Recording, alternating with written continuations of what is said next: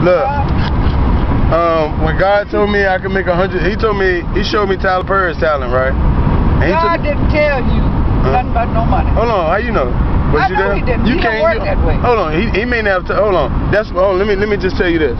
One thing you cannot do, and I really don't understand that coming from you, because are you that smart that you can speak for God? I'm going by the word. No, you going by what He does. No, God, hold on. But that doesn't pertain to Jawanza. Me and God have a personal relationship. He talks to me. Hold on. I mean, but it's me and God. I don't need the Bible. I'm talking to a living God. You know what I'm saying? That's like, I don't go ask nobody in the cemetery for no money. I need somebody that is alive gonna help me. I just can't read the Bible. Look, I've read the Bible, probably more of the Bible than the average human, more than 90% of the population. I've been incarcerated so much, I've read it from cover to cover. And one thing I can tell you is this I know God speak to me. My life has been, I've been through everything. Every character in the Bible that was really highly magnified had very bad character defects. Moses was a murderer. Noah was a drunk. The Apostle Paul was a rapist and a murderer, man.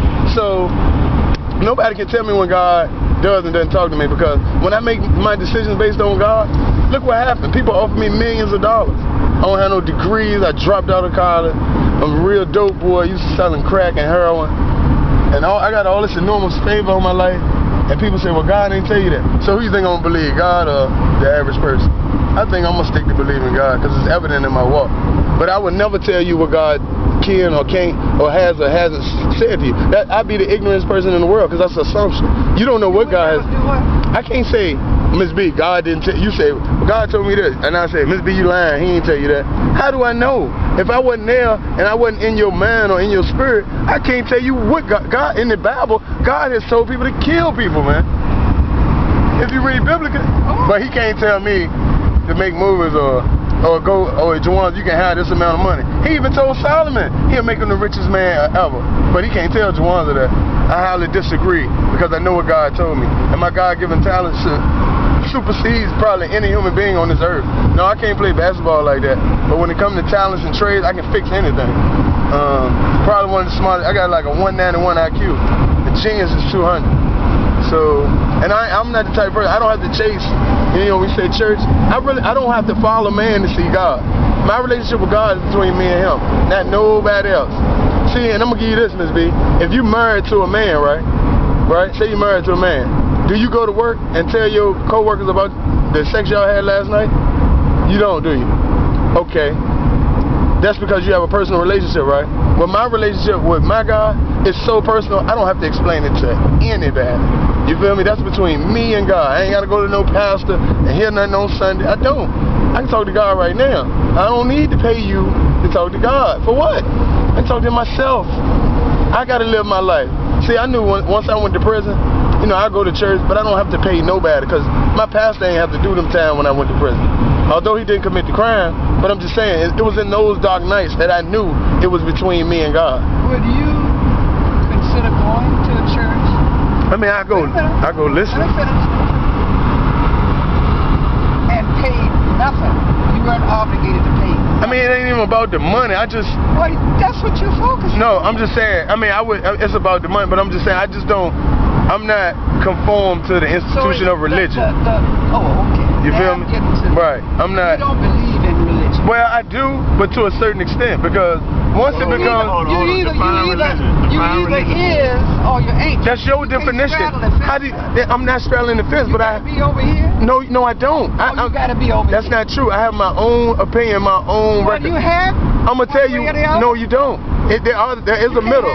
You can. There is a middle of the road, and let me tell you why. Now, the middle of the road is right here. Right. Over here and over here. Well, I tell you this. Can't be both. Well, I tell you this. I can tell you. Well, I tell you where I am. I give you my position. Whichever way you decide to put it is that. I tell you this. I do not believe in paying nobody to do nothing I can do for myself. You made that point. What's your other point?